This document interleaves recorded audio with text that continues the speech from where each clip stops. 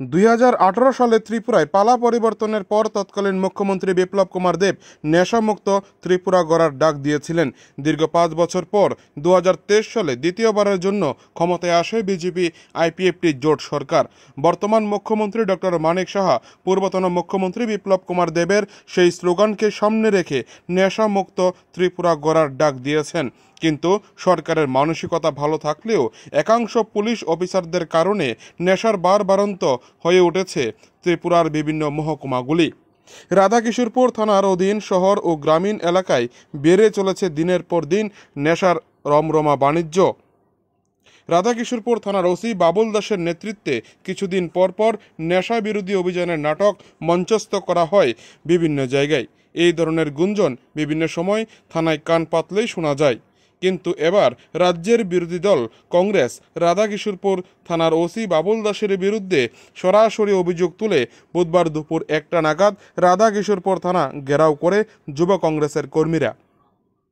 থানা পুলিশের সামনে দাঁড়িয়েই নেশার বিরুদ্ধে প্রশ্ন তোলে যুব কংগ্রেস।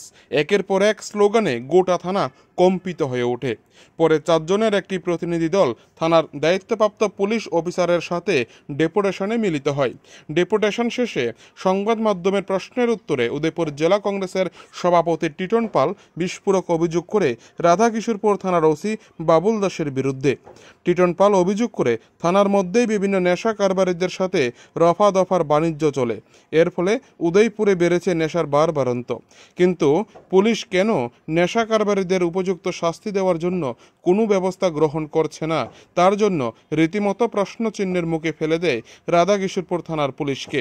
সরাসরি এই ধরনের বিস্ফোরক অভিযোগ একজন অফিসারের বিরুদ্ধে যেভাবে তুলেছে জেলা কংগ্রেসের সভাপতি টিটন পাল, তাতে শহরের বুকেই শুরু হয়েছে আবার গুঞ্জন। কখনো থানা থেকে পালিয়ে যাচ্ছে আসামি, আবার কখনো নেশা সামগ্রী বিক্রির সাথে জড়িতদের গ্রেপ্তার করার জন্য কোনো ধরনের উদ্যোগ না নেওয়ার কারণে দিনের পর দিন এ থানার মধ্যে এক কলঙ্কের ছাপ মোটাভাবে পড়ে যাচ্ছে বলে মনে করছে বিরোধী রাজনৈতিক দলের নেতৃত্বরা। পুজোর মুখে এই ধরনের নেশা বিরোধী আন্দোলন যেভাবে উদয়পুরে রাধাকিশোরপুর থানাকে ঘেরাও করেছে যুব কংগ্রেস, তাতে করে শহরের রাজনীতি ধীরে ধীরে উত্তপ্ত হয়ে উঠছে বলে মনে করছে রাজনৈতিক মহল। উদয়পুর থেকে নিজস্ব প্রতিনিধি রিপোর্ট, টিভি 100 বাংলা।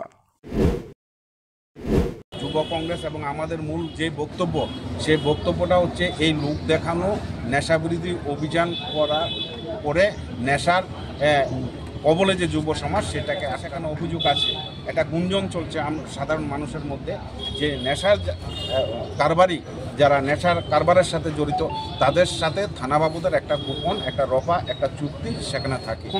কোথাও কি আপনাদের মনে হচ্ছে যে ওসি এটা লোক দেখানো করছে? আমরা তো সেটা প্রথমেই বললাম, এটা তো লোক দেখানো। এটা কি স্পেসিফিক আপনাদের অভিযোগ ওসির বিরুদ্ধে? অভিযোগ, কারণ এটা কি ওসির বিরুদ্ধে অভিযোগ?